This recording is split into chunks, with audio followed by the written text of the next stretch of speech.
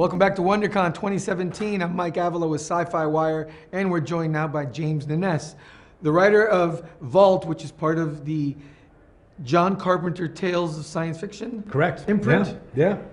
So that's the banner that all the other titles are falling under, right? Right. So John decided to collect his favorite science fiction writers' tales, stuff that he enjoys. Sandy's putting all of us to work, and basically we each come up with our own mini-series.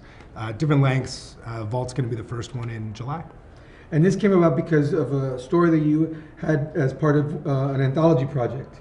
Correct. Some Grub? Right. So we started with, I started working with Storm King back 2 years ago with the Tales for a Halloween Night series, where they just collect short stories, different writers, different artists. We did 2 volumes of that. It went pretty well. They won some Gasleys, and Sandy asked if we had any longer stories to pitch. So Vault kind of came out of that. Is this one more horror or science fiction? A little bit of both. It's somewhere between Sunshine and Event Horizon. So a little bit of mix. So a little sci-fi horror-ish. Correct. Yeah. Type of vibe. Give us the elevator pitch and the characters and the whole tale. So a crew of miners going to the moon stumbles across an enormous spaceship that is seemingly abandoned and definitely alien, except everything's written in English.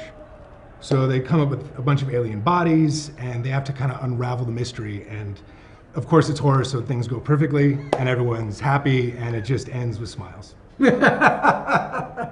So I'm going to go ahead and assume, because of the work that you're doing in For Who, that you were a big John Carpenter movie fan. Oh, for sure. I mean, the first one I actually saw of John's was The Thing, and where to start? I mean, yeah.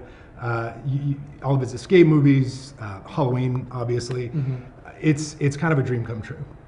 Yeah. So talk a little bit about the working process with the Carpenters and how it goes. Is it, oh, you pitch the idea and you go and write it and that's it, or do they get involved in the process? They're really great.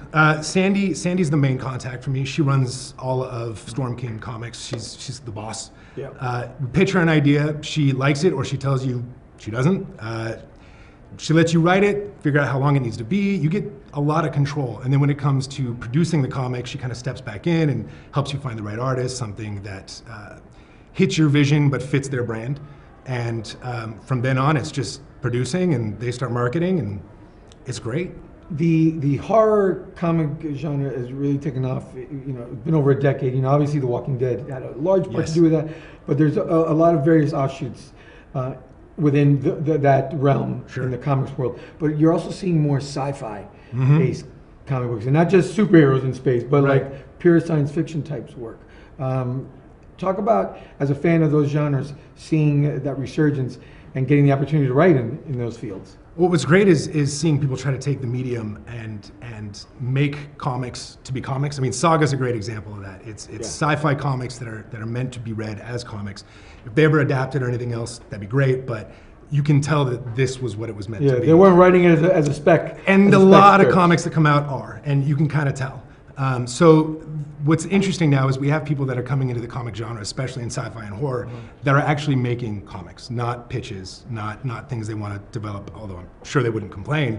But you can tell, and there's a labor of love there. And whenever someone has passion behind their work, it's obvious. What are some of your favorite pulls right now? You're obviously a fan. Let's get some recommendations for people out there. Well, like I said, Saga, I just finished the first volume. I'm a little late on Sex Criminals. That's fantastic. I know it's not really horror, but I mean, maybe it is. I also just finished Superman American Son.